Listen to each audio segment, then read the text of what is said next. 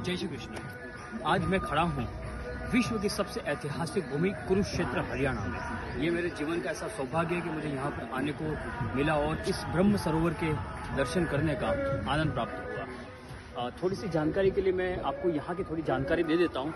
हालांकि विश्व में ऐसा कोई व्यक्ति नहीं है जिसको कुरुक्षेत्र का ज्ञान नहीं हो, कुरुक्षेत्र की महिमा का अंदाज़ा नहीं हो। मेरे पीछे आप ये मंदिर देख पा रहे हैं, ये माँ कात्यायनी का मंदिर है जिसे ब्राह्मणों की कुल देवी कहा गया है। मेरे लेफ्ट की बाजू में एक मंदिर है जो भगवान शिव को समर्पित है, जिसे सर्वेश्वर महादेव के नाम से जाना जाता है। और ये जो तालाब आप देख पा रहे हैं, ये तालाब है जिसे ब्रह्म सरोवर कहा गया है। और इस तालाब का हमारा पौराणिक महत्व के साथ साथ ऐतिहासिक महत्व है। मध्यकालीन भारत का संबंध इससे है, आधुनिक भारत का संबंध इससे है और प्राचीन भारत का संबंध तो इस तालाब से है ही। ऐसी मान्यता है और ऐसी हमारे पास में पौराणिक साक्ष्य हैं जिनके आधार पर कहा जाता है कि ब्रह्मदेव ने इसी तालाब से इस पूरी पृथ्वी का निर्माण किया था। यहाँ पर बहुत सारे यज्ञ किए गए हैं, अश्वमेघ यज्ञ और बहुत सारे यज्ञ किए हैं।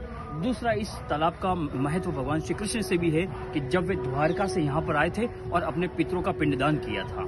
ऐसी मान्यता है कि यहाँ पर सूर्य ग्रहण का विशेष महत्व माना जाता है और सूर्य ग्रहण के दिन यहाँ पर आकर अगर अपने पितरों का पिंडदान किया जाता है तो अपने समस्त पिंडों अपने पितरों का मोक्ष प्रदान करते हैं। ऐसी ये मोक्षदायी ब्रह्म सरोवर तालाब जो कुरुक्षेत्र की महिमा का बखान करती है। और ये जो पूरा एरिया है ये लगभग 48 कोसों में फैला गया है। और 48 कोस इसलिए क्योंकि महाभारत का जो युद्ध था, जो विश्व का सबसे महत्वपूर्ण युद्ध और विश्व का सबसे विराट युद्ध इसी भूमि पर लड़ा गया था। ऐसा युद्ध न कभी हुआ है, न कभी होगा, न भूतो न भविष्यति।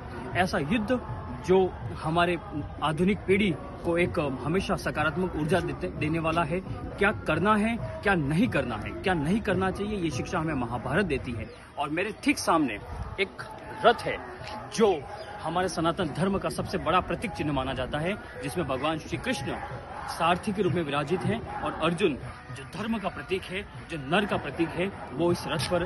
और ये पूरा महाभारत का एक रथ यहाँ पर बनाया, विशाल रथ बनाया गया है।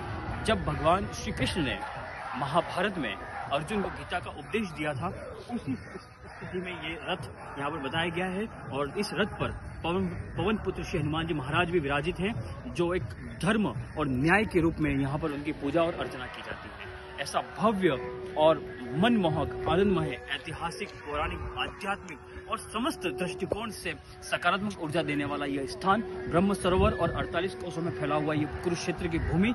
और इस तरफ, इस तालाब के इस तरफ में एक म्यूजियम बना हुआ है जिसके अंदर महाभारत से संबंधित सारे एविडेंस, एपियोग्राफी, शिलालेख, अभिलेख और बहुत सारी ऐसी चीजें हैं जो यहाँ पर हमको मिलती है।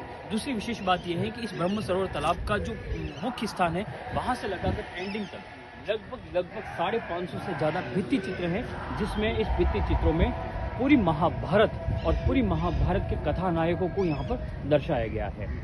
मुझे यहाँ पर आकर बहुत अच्छा लगा और मैं प्रत्येक सनातनी हिंदुओं को ये कहना चाहता हूँ कि ये जो समय है, एक ऐसा समय है जहाँ पर धर्म जरूरी है, जहाँ पर युद्ध जरूरी है। धन्यवाद।